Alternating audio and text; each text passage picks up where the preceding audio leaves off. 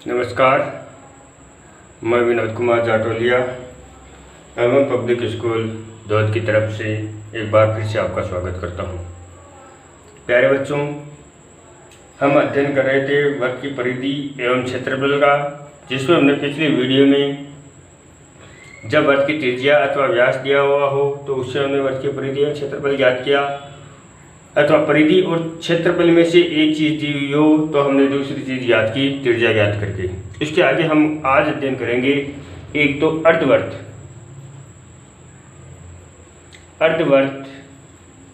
की परिधि एवं क्षेत्रफल का। परिधि एवं क्षेत्रफल। अर्धवर्त क्या होता है? जब किसी वर्त को एक व्यास के सहारे हम काट दें, जैसे ये एक वर्त है और ये एक वर्त का व्यास है, इसके एक भाग को हम हटा दें तो ये एक हमें अर्धवर्त प्राप्त होता है। ये हमारा अर्धवर्त होता है। अर्धवर्त यानी आधा वर्त। अब अर्धवर्त की परिधि कैसे किस प्रकार से ज्ञात की जाती है और क्षेत्रफल किस प्रकार से ज्ञात किया जाता है वो मैं आपको बताता हूँ। हमने वर्त की परिधि पढ़ी थी। वर्त की परिधि बराबर पड़ा था 2πr। ये वर्त की परिधि का सूत्र था। ये एक वर्त होता है। परिधि का मतलब होता है किसी समतल आकृति के चारों ओर की जो दूरी होती है उसे हम परिधि कहते हैं। यानी इस वर्त के, जैसे इस बिंदु से ये कोई बिंदु ए और यहाँ से हम चक्कर लगाते हैं और वापस इसी बिंदु पर जब वापस आते हैं हम, तो हमारे द्वारा तय की गई जो दूरी होती है वही इसकी परिधि होती है। अब ये तो हो गया 2πr। अब इस बिंदु से हम यहाँ से लेकर यहाँ तक चले तो आधा वर्त हो गया। ये तो यहाँ से लेकर यहाँ तक तो आ गया 2πr का आधा, यानी 1/2 2πr। 2 से 2 कैंसिल कर देते तो हमारे पास में बचता है πr। साथ ही साथ हमें यहाँ पहुँचना है तो इसके यहाँ तक हमें दूरी तय और करनी पड़ेगी। ये दूरी और तय करनी पड़ेगी, यानी ये एक वर्त का व्यास है। तो हमें प्राप्त हुआ πr प्लस व्यास कह सकते हैं या πr प्लस 2r कह सकते हैं। एक व्यास होता है वो 2 त्रिज्याओं के बराबर होता है। तो अर्धवर्त की परिधि हो गई हमारी अर्धवर्त की परिधि बराबर πr प्लस 2r। और अर्धवर्त का क्षेत्रफल हम ज्ञात करें। ये तो पूरा वर्त है तो पूरे वर्त का क्षेत्रफल होता है πr²। जबकि आधा वर्त है तो आधे वर्त का क्षेत्रफल आधा हो जाएगा, यानी अर्धवर्त का क्षेत्रफल बराबर हो गया 1/2 πr²। इस प्रकार से हम अर्धवर्त की परिधि एवं अर्धवर्त का क्षेत्रफल आसानी से ज्ञात कर सकते हैं। एक दो उदाहरण देख लेते हैं जिनकी सहायता से हम अर्धवर्त की परिधि एवं क्षेत्रफल ज्ञात कर लेते हैं। देखिए,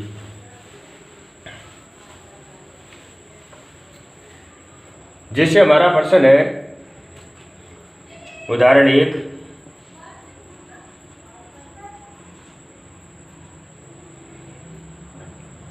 किसी अर्धवर्ताकार प्लेट की त्रिज्या 21 सेमी है, तो इस प्लेट की परिधि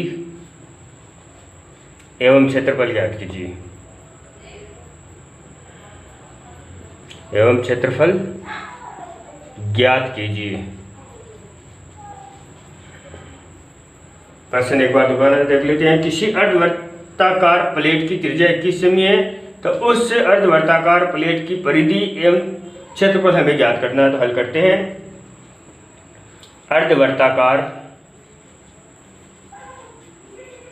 अर्धवर्ताकार प्लेट की त्रिज्या को हम r के रूप में व्यक्त करते हैं, बराबर है 21 सेमी। तो पहले तो परिधि ज्ञात करते हैं, तो परिधि का सूत्र लिखते हैं। तो अर्धवर्ताकार प्लेट की परिधि, तो परिधि के सूत्र हमने देखा πr प्लस 2r। तो पाई की जगह लिखते हैं 22/7 गुणा 21 प्लस 2 गुणा 21। 7 को काट देते हैं 21 से 3 बार, 22 को 3 से गुना करते हैं तो 22 66 प्लस 21 को 2 से गुना करते हैं तो 1 दूना 42। दोनों को हम जोड़ते हैं तो 108 सेमी। 108 सेमी तो आ गई इसकी परिधि। अब इसका क्षेत्रफल ज्ञात करें। तो प्लेट का क्षेत्रफल, प्लेट का क्षेत्रफल, प्लेट है वो अर्धवृत्ताकार है, तो अर्धवृत्त का जो सूत्र होता है वही काम में लेंगे, 1/2 पाई आर स्क्वायर। तो 1/2 गुणा 22/7 गुणा आर बराबर है 21 गुणा 21। 7 का भाग 21 में देते हैं तो 3 बार, और 2 का भाग 22 में देते हैं तो 11 बार। हमें प्राप्त होता है 11 गुणा 21 गुणा 3। गुणा कर लेते हैं, 21 को 3 से गुणा करते हैं तो 21 63, और 63 को गुणा कर लेते हैं हम 11 से। 11 या 33 हासिल की 3, 11 यानी 66 और 3 69, 793 वर्ग सेमी। इस प्रकार से हम अर्धवृत्त की परिधि और क्षेत्रफल आसानी से ज्ञात कर सकते हैं। तो प्यारे बच्चों, एक उदाहरण और देखते हैं जिसके माध्यम से हम अर्धवृत्त की परिधि और क्षेत्रफल और ज्ञात कर लेते हैं।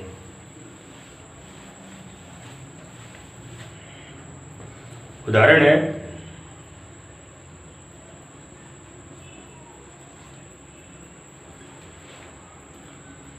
अर्धवृत्ताकार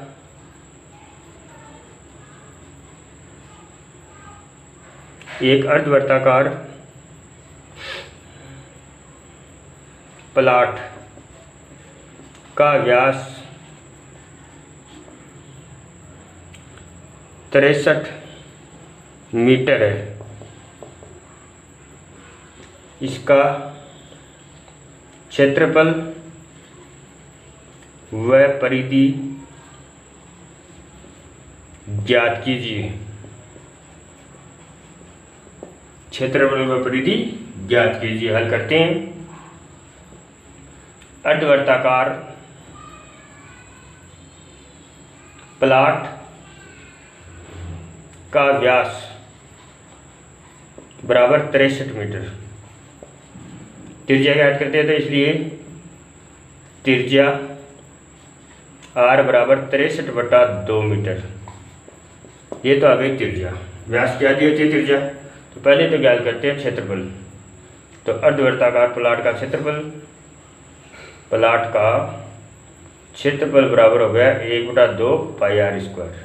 तो 1/2 गुणा 22/7 गुणा 63/2 गुणा 63/2। 7 का भाग 63 में देते हैं तो 9 × 63। 2 का भाग 22 में देते हैं तो 11 बार। हमारे पास में आता है 11 गुणा 9 गुणा 63/4। गुणा कर लेते हैं। 11 को 9 से गुणा करते हैं तो 99, और 99 को गुणा कर लेते हैं 63 से। 9 × 27 हासिल की 2, 9 × 54 और 2 56, 7 6 5, 6 और 7 13 हासिल की 1, 4 5 11 और 1 12 हासिल की 1 5 और 1 6, 6237। 6237/4 भाग दे लेते हैं 4 का।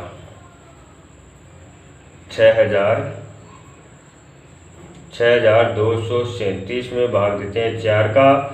4 एकम तो 4, 4 पंजे 20, घटाते तो बचते 2, उतारते 3, 4 पंजे 20,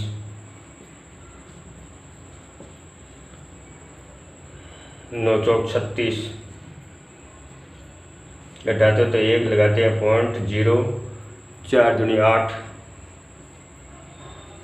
घटाते हैं तो 2, 4 पंजे 20, 1569.25, 1559.25 वर्ग मीटर। ये तो आ गया क्षेत्रफल। अब ज्ञात करते हैं इसकी परिधि। परिधि देखिए, परिधि और ज्ञात कर लेते हैं। परिधि के लिए परिधि का सूत्र लिखेंगे, हम लिखेंगे प्लाट की परिधि, प्लाट की परिधि सूत्र लिखते हैं पाई r प्लस 2r, मान रखते हैं तो पाई बराबर तो 22/7, पाई बराबर तो 22/7 यहाँ कर देते हैं हम, 22/7 गुणा r बराबर 63/2 प्लस 2 गुणा 63/2, 7 का भाग 63 में देते हैं 9 बार और 2 का भाग 22 में देते हैं तो 11 बार, 11 को 9 से गुणा करते हैं तो 99, 2 से 2 कैंसिल प्लस 63, 99 और 63 को जोड़ते हैं तो 9 3 12 हासिल की 1, 9 सही 15 1 16, 162 वर्ग 162 मीटर। इस प्रकार से हम अर्धवृत्त की परिधि और क्षेत्रफल आसानी से ज्ञात कर सकते हैं। आगे वर्ग से संबंधित एक और टॉपिक है आपकी बुक में, वो और मैं आपको बता देता हूं, जैसे सकेंद्रीय वर्त, सकेंद्रीय वर्त, सकेंद्रीय वर्त यानी ऐसे दो या दो से अधिक वर्त जिनका केंद्र एक ही होता है वो होते हैं सकेंद्रीय वर्त। जैसे इसको मानकर हम केंद्र मानकर एक वर्त खींचते हैं, अब इसी को केंद्र मानकर हम एक और वर्त खींचते हैं, तो ये दोनों है सकेंद्रीय वर्त जिनका केंद्र ये है, तो इस वर्त की त्रिज्या तो ये होगी और इस वर्त की त्रिज्या ये होगी।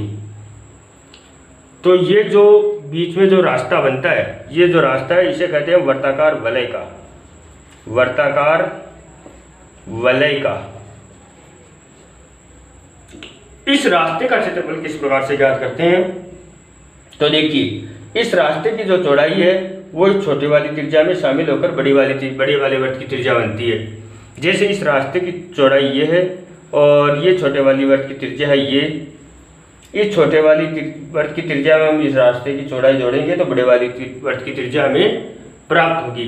तो बड़ी वाली त्रिज्या को तो कहते हैं हम r1 और छोटी वाली त्रिज्या को कहते हैं हम r2। तो बड़े वाले वर्त में से, इस बड़े वाले वर्त में से छोटे वाले वर्त का क्षेत्रफल हम घटाते हैं तो इस रास्ते का क्षेत्रफल हमें प्राप्त होता है। तो बड़े वाले वर्त की त्रिज्या है r1, तो इसका क्षेत्रफल हो जाएगा पाई r1 का स्क्वायर।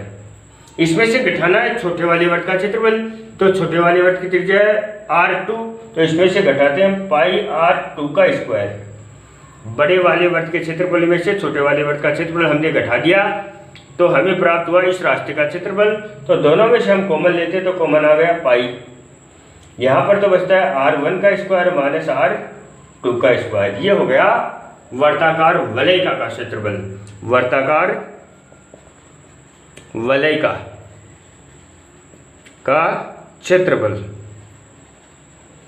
बराबर पाई r1 का स्क्वायर माइनस r2 का स्क्वायर।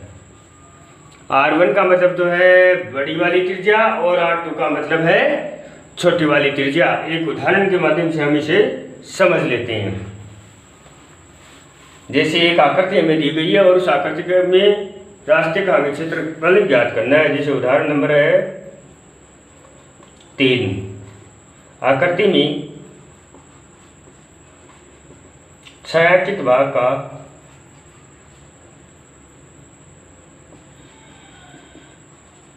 क्षेत्रफल ज्ञात कीजिए।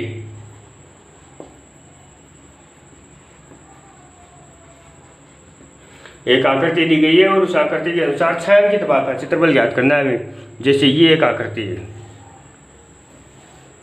और यहाँ पर है छायांकित भाग,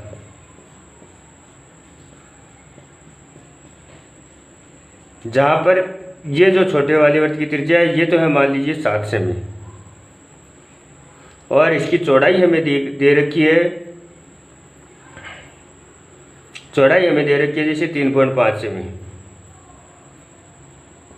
3.5 सेमी। तो अब हमें पता है कि इस छोटे वाले वर्त की त्रिज्या तो है 7 सेमी और इस रास्ते की जो चौड़ाई है वो है 3.5 सेमी। तो हम देखिए किस प्रकार से करते हैं, हल करते हैं।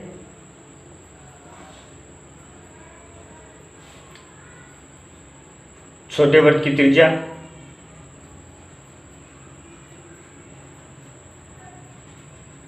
R1 बराबर तो है 7 सेमी।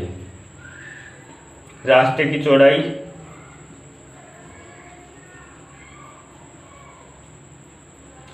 चौड़ाई है वो है 3.5 सेमी। रास्ते सहित वर्त की त्रिज्या, यानी बड़े वाले वर्त की त्रिज्या, तो वो हो गई R2 बराबर 7, तो ये छोटे वाले वर्त की त्रिज्या प्लस 3.5 हो गई 10.5 सेमी। तो R1 तो है हमारे पास में 7, बड़ी वाली त्रिज्या को मानना है हमें R1 और छोटी वाली त्रिज्या को R2। तो R1 तो है हमारे पास में 10.5 सेमी और R2 है हमारे पास में 7 सेमी। तो रास्ते का क्षेत्रफल, रास्ते का या छायांकित भाग का, छायांकित भाग का क्षेत्रफल बराबर हो गया पाई R1 का स्क्वायर माइनस R2 का स्क्वायर। तो पाई बराबर तो है 22/7 कोष्टक R1 है हमारे पास में 10.5 का वर्ग माइनस 7 का वर्ग। अब एक सरल समीकरण हमने पढ़ी थी जिसमें हमने पढ़ा था कि a² माइनस b² बराबर होता है a प्लस बी और a माइनस बी। ये सर्व समीकरण हमने पढ़ी थी। इसके अनुसार इसको खोलते हैं हम, तो a बराबर था 10.5 और b बराबर है 7। तो इसके अनुसार हम लिख लेते हैं, तो हम लिखते हैं 22/7 कोष्टक a प्लस बी यानी 10.5 प्लस 7 और 10.5 माइनस 7।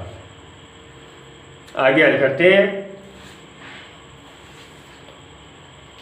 तो आगे जब हम हल करते हैं, यहाँ पर हल कर देते हैं बराबर 22/7 गुणा 10.5 को 7 को जोड़ते हैं तो 17.5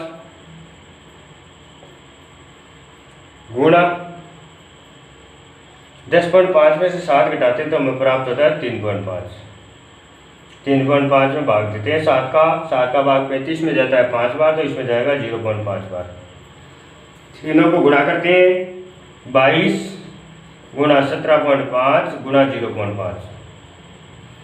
22 को 0.5 से गुणा करते हैं, 22 को 5 से गुणा करते हैं तो 22 110 और 0.5 से गुणा करते हैं तो हमारे प्राप्त होते हैं 11 और 11 को गुणा कर लेते हैं हम किससे, 11 को गुणा कर लेते हैं हम 17.5 से। 17.5 गुणा 11, 11 पंजे 55 हासिल की 5, 11 7 77 और 5 82 हासिल की 8 और 11 एकम 11 और 8 19। यहाँ पर पॉइंट है तो यहाँ पर पॉइंट लगाते हैं, बराबर आता है 192.5 वर्ग सेमी। इस प्रकार से हम वर्ताकार वलयिका का क्षेत्रफल आसानी से इस सूत्र के माध्यम से ज्ञात कर सकते हैं। तो प्यारे बच्चों, आज की वीडियो में, आज की क्लास में हमने अर्धवृत्त की परिधि और क्षेत्रफल ज्ञात करना सीखा और सकेंद्रीय वृत्तों का क्षेत्रफल किस प्रकार से ज्ञात किया जाता है वो हमने सीखा। आगे हम अगली क्लास में हम अध्ययन करेंगे जो इससे संबंधित प्रश्नावली है उसका। धन्यवाद।